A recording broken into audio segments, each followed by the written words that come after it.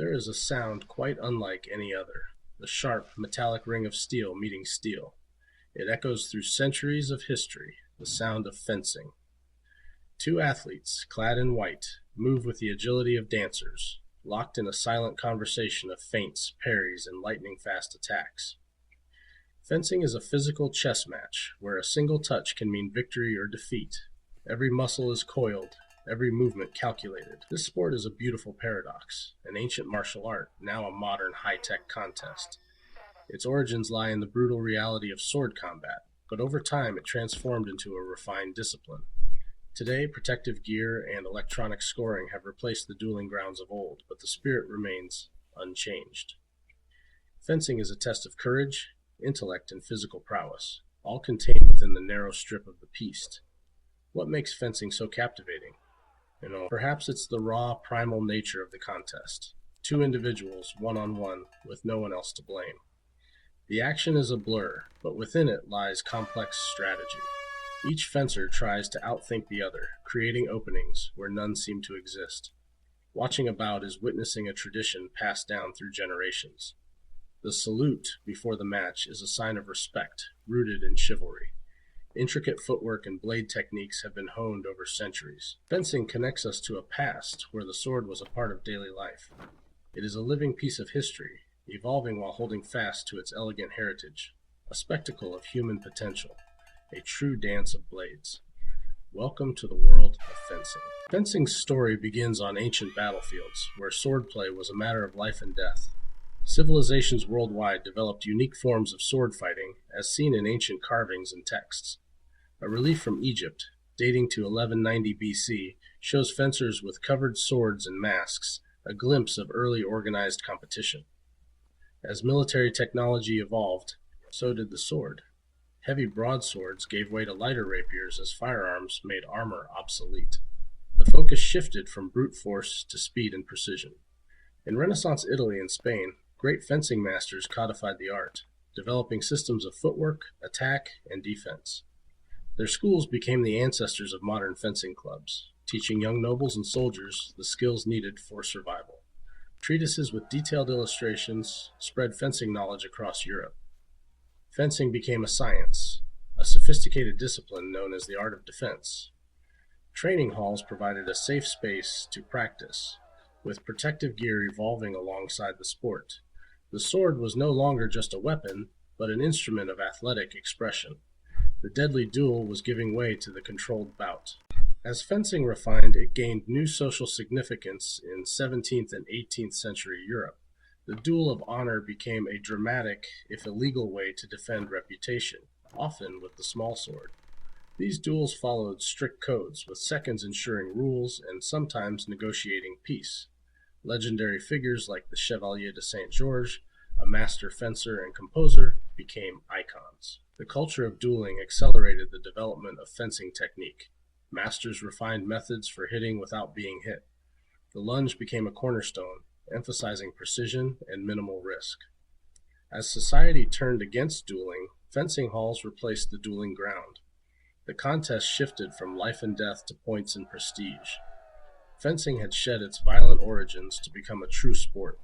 Now it was a contest of pure skill, ready for the world stage. The transformation was complete. The late 19th century saw the birth of the modern Olympics, thanks to Baron Pierre de Coubertin. Fencing, with its noble ideals, was included from the very first games in 1896. It's one of only 5 sports featured in every Summer Olympics since.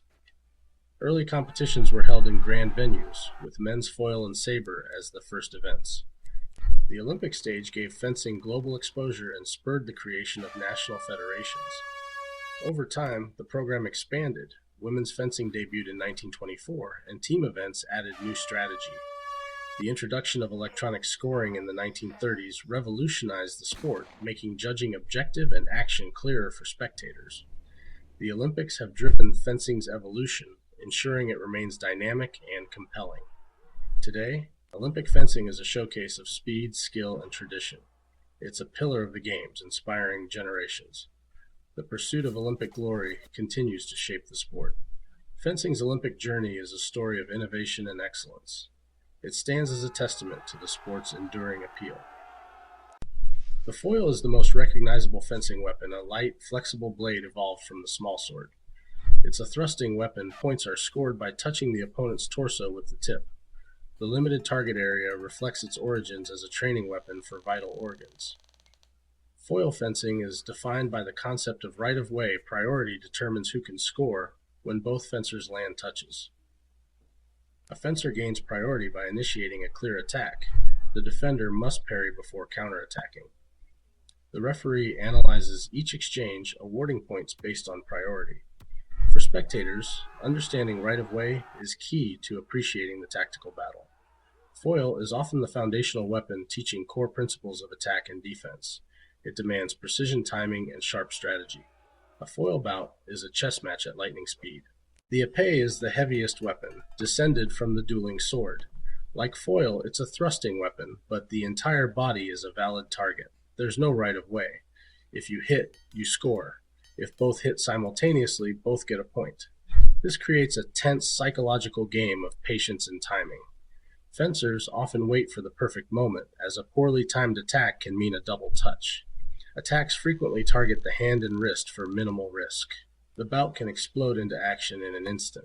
Épée is seen as the purest form of the dual hit, and don't get hit. It requires immense concentration, self-control, and courage.